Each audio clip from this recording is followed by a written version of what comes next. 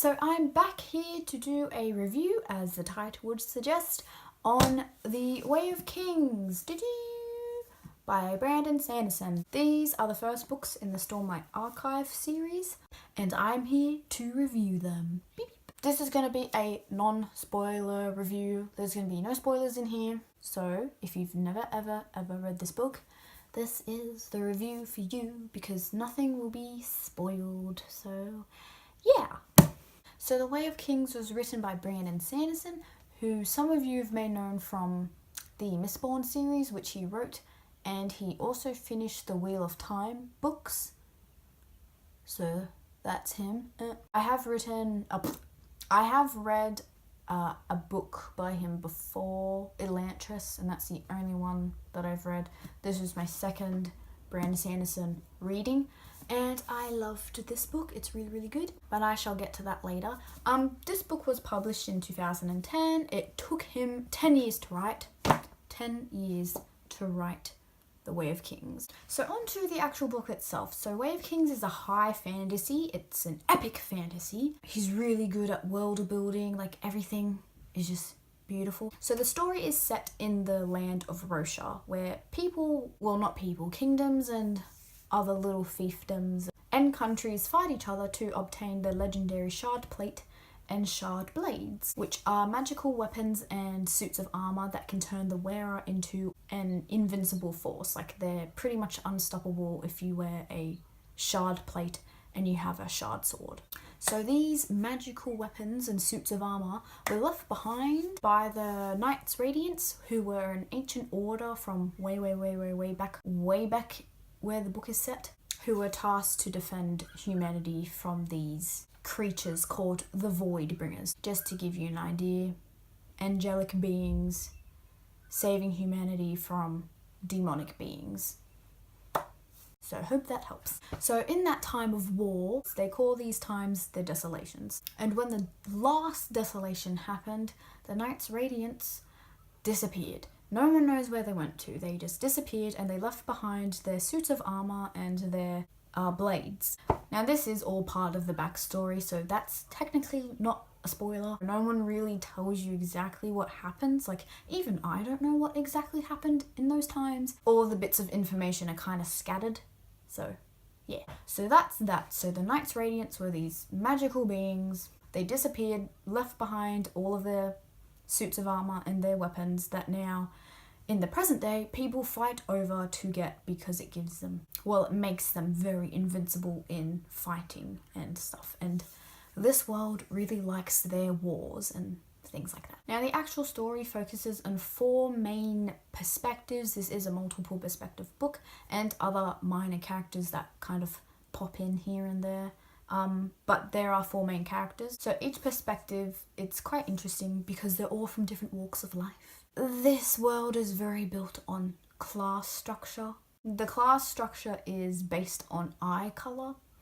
So if you've got light eyes, you are of a higher rank. And if you have dark eyes, you are of a lower rank. So anyone who has light eyes is like anyone from the king, the queen, noblemen, noblewomen, leaders of armies, bright lords, as they are called, because they have bright eyes, I'm assuming, or that they are called bright lords for something else, but that's what I think. And anyone who has dark eyes are the peasants, farmers, workers, slaves, and that sort. So yes. So the 4 main characters are Sizef, who is an assassin, Shallan, who is a low-ranking light eyes lady, Dalinar, a bright lord, which again, a bright lord is like basically the ruler of the house. So Ned Stark would be a bright lord in this world. And the last perspective is Kaladin, who is a dark-eyed slave. So there's your 4 main perspectives. Again, there are other minor characters who come in, but these are the 4 main characters where the story revolves around. And it's really cool because all these characters are very different. They're all come from a whole different background. They're not from the same area. You know, you have a slave, you have an assassin, you have a lady, and you have a bright lord. So they all have different perspectives on life, which I find very, very interesting. So not to give too much away, but there has been a war going on for about 5 years in this book where the main story takes place. They are facing an enemy, which I also It'll probably be a spoiler if I say who the enemy is. I mean, you find out in like chapter 2 or chapter 1 even, but still. This is a non-spoiler, so there you go. So the main war is happening on a place called the Shattered Plains, and it's called the Shattered Plains because it is covered in gigantic chasms that just kind of drop down. So the whole entire like map and Earth is just this shattered effect on the lands, and that is where this war is happening. And the character Dalinar, that's kind of where he is mainly at, because since he's a Bright Lord, he controls his own forces and his own armies. So that's where Dalinar's story kind of revolves around. He's kind of sick of it, and he's old. Well, he's not that old, but he's kind of just tired, and he's kind of thinking like, why are we here fighting this enemy? Nothing has really changed for 5 years. And so that's kind of what his story is about. The others I can't really give too much away because it literally just spoils things. The assassin, I can say this, is that he doesn't really like killing people. So that's an interesting thing to think about. An assassin who doesn't really like killing people, but he has to because it's his job. The other two, Kaladin and Shallan, can't really say what they're doing. Oh wait, okay. No, Kaladin is a slave. He's on the Shattered Plains as well, because slaves go to the Shattered Plains and work there. His story is just trying to like stay alive, trying to stay upbeat with life and help those around him, his other comrades, his other slave friends, from not dying, because he wants to live and get out of there.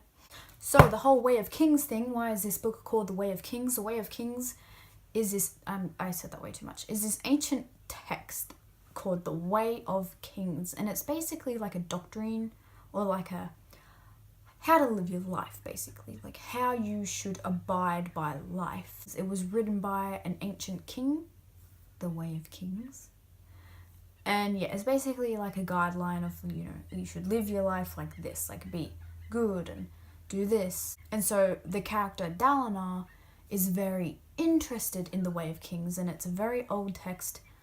People used to follow it a lot, but nowadays they don't. But he's very, very invested in it, so there's that. And also the connection with the Knights Radiance and The Way of Kings, and if they have any connections at all. And yeah, it has a lot of stuff in it. There's a lot of mystery involving what the Knights Radiance were, where did they go, why did they leave, what happened in those times. And there's just a whole bunch of other stuff with this book. Mysteries, assassinations, other fun things. It's a really good fantasy, and like I said, this is non-spoiler, so I ain't spoiling it. But all in all, this is a 10 out of 10. Getting to that now, I really thoroughly enjoyed this book. I was never bored by it at once. Nothing bored me. All of the perspectives are very, very interesting. It's very intriguing. You will get hooked immediately because there are so many things that make you go, but what is this? What does this mean? I need my answers. So it makes you read more, and it makes you hooked, basically. The world building is beautiful, as always. The fight scenes were also good. The battle scenes were also good. I wasn't at all confused because I have read books where they've had battle scenes and fight scenes, and they're very confusing to read. And a lot of the times I find myself thinking, well, why is character A over here now? What's happening? What are they doing? I don't understand. I can't picture this. Not with this book. It was like a movie played out in my head. It was written so well that I saw everything very clearly. I highly recommend it to anyone who is a fantasy lover, and I also recommend it to anyone who doesn't read fantasy, just because it is that interesting. There's so many plots, there's so many characters that you will like. I like all the characters in here. There is not one character. Well, no, there is one character, never mind. But the main characters, I all like, which is a good thing. Like, if I like all the characters, that's a good thing, because I've read books where I'm like, oh my god, hurry up, continue on to the next chapter, or the next character, why am I here?